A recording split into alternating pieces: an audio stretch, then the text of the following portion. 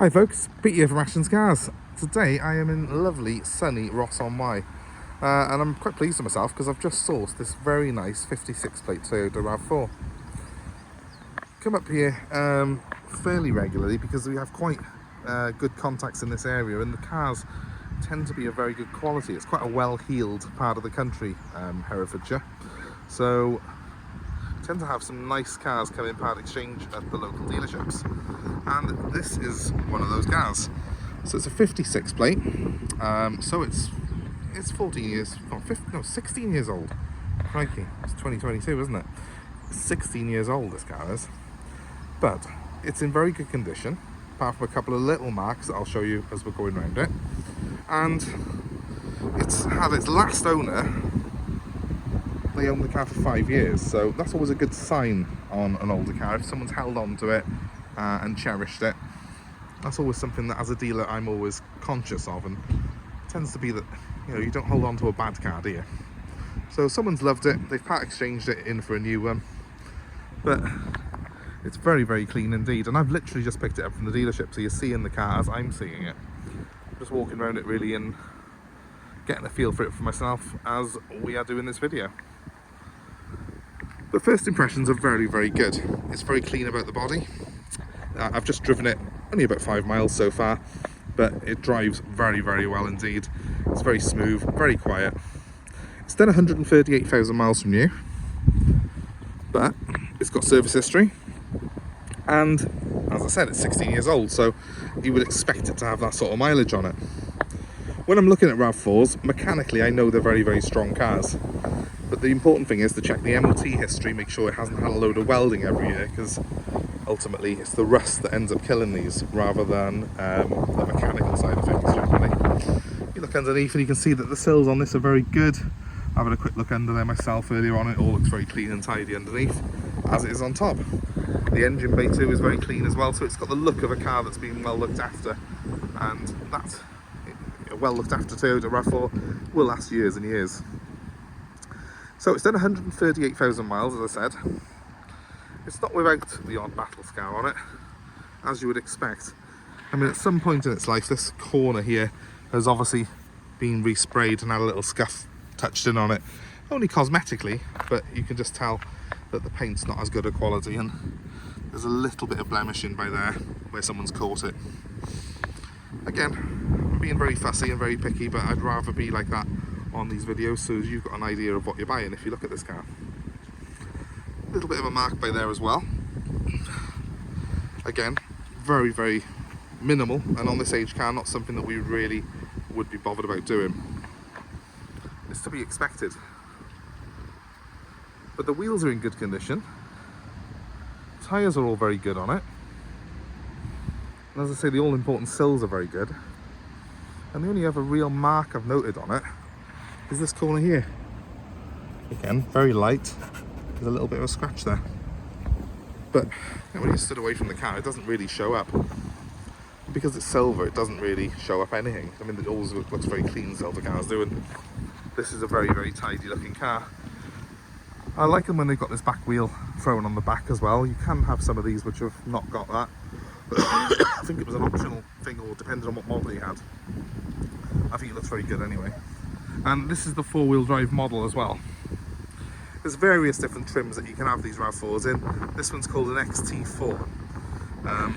It's one of the higher spec models. Essentially means I've got a 2-litre petrol engine. I've got 4-wheel drive. And I've got quite a luxurious full leather interior on it. Right, let's have a little look at what we're going to get in terms of interior. Excuse my cough this morning. So, we've got a big boot. Very flat floor, very wide opening door. Obviously it opens sideways on these, but that's really good for access. More space underneath again.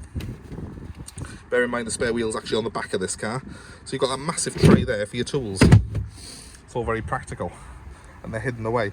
There's also anchor points here as well, which are very, very handy. And of course you've got some things here to fold the seats down if you want a bit of extra practicality in the back. So it's very practical, this car is very spacious and ideal as a family car. Coming to the rear, it's a 5-seater. At the moment I've got the centre armrest down, that's got some nice little cup holders in it. You can just go back up like that, it's nice and simple. As you can see, it doesn't look like anyone's ever sat in the back. It sounds cliched, and I'm sure it's not true, I'm sure it has been used at some point, but this back seat looks like new.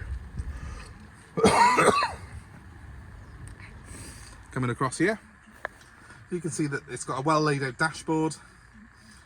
It's very, very clean and well presented in the front as well. The seats again are in very good condition. The leather in this car is excellent. I do find this Toyota leather to be very hard wearing, but it's also fairly soft, feels quite plush. So it's best of both worlds. And practicality wise, you saw they've got the cup holders in the middle there. I've also got massive door bins with room for a cup or a bottle, or plenty of oddment space. Now coming to the main bit, the front. Plenty of room here, nice seating position, nice easy access as well. The RAV4 is not too high, so getting in is nice and easy, but you're not having to bend down into it either. So it's very, very practical, especially if you're feeling a bit tired and your knees are going, then this car is not going to be hard work for getting in and out. It's also ideal if you're putting baby seats in the back, kids in the back. It's a nice, easy access vehicle. I'm going to jump in because otherwise it'll just continue beeping at me. Lovely dash on this car, well laid out. I've got a 4-wheel drive lock there, locks the centre diff up. For the most part, this car is in what they call a smart 4-wheel drive system, so the front will be driving predominantly. If it loses traction, it can shift power to the back. But you can lock that 4-wheel drive system if you're going to do some serious off-roading.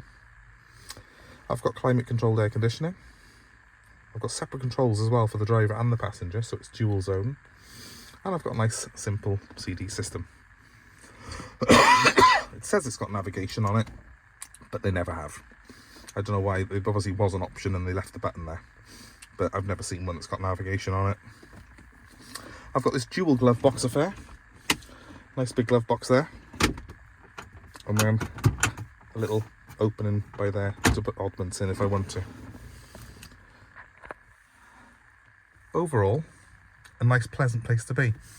I've got a good view of the road, I've got nice clear instruments in front of me, and being a Toyota, everything feels very solid and very secure, very well made. I'm going to start it up a second so you can have a listen to it. It's a very quiet car, this. It's going to beep now because I'm low on fuel. I'm well aware of that. I've got 2 cup holders by here as well. And I've got a nice armrest by here which opens up for a bit more oddman space if I want it.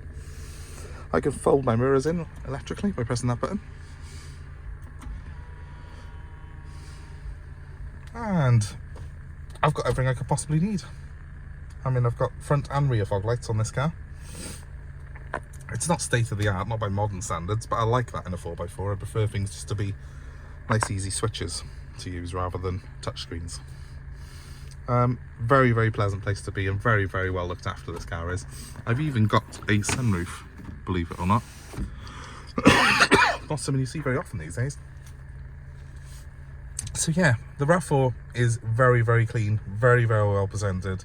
With 138,000 miles on the clock, it's not high mileage by any means, but it's exceptional to find one in this condition for this age and mileage, I think.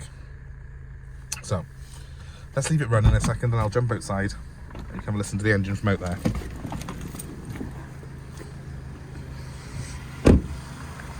Well, the main news is there's very little sound from this engine. It's very quiet, it's very smooth. The gear change I found to be very smooth as well when I was driving it down here. It's everything I could want from a car of this type. And quite exceptional really for its age and mileage. So if you're looking for something like this one's going to be available for sale. If you're looking elsewhere, please be aware, check the MOT history, make sure the car hasn't had a string of welding every year on it, because if it's had welding every single year of its life, it's going to need welding again when you have it. If you buy one that hasn't, then obviously you know you're buying one that's fairly clean and tidy for its year.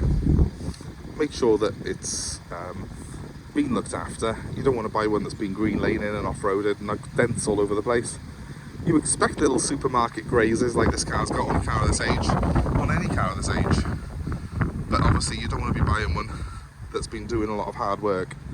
I mean, much as a tow bar's handy on these vehicles, I'm pleased that this one hasn't got a tow bar, because I know that it hasn't had as hard a life, hasn't, you know, got a worn out clutch from towing a big trailer or caravan.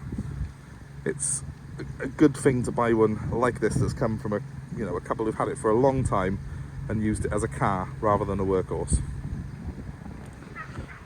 If you're interested in this particular car, well, obviously it's available for sale, and you can call me directly on 07932 873 646, and I'll be happy to assist you. I'm happy to take your old car as part exchange. Also happy to arrange delivery of this car anywhere in the UK, so just let us know where you are and we'll work a plan out for you. My number one more time to do that is 07932 873 646, and please, if you're enjoying the video, you've come this far, please give us a like, please subscribe to our channel, and feel free to comment below and let us know your thoughts on RAV4s.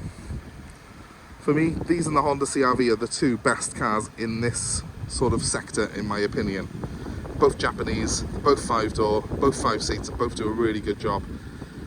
On this sort of age, I just feel like a really well looked after RAV4 is probably the best 4x4 you can buy. But let us know your thoughts, let us know your suggestions. I'm sure someone's going to be on there telling me that a Freelander is better. And it probably is off-road a better car, but in the real world, these are much more reliable in my opinion. A much better car all round. They're better built, they're better engineered. So, much as I'm proud to be British, I'd rather have the Japanese 4x4, thanks. But let me know your thoughts. My number one more time, 07932 873 646. Thanks ever so much for watching this video. I hope you have a great day wherever you are. Goodbye for now.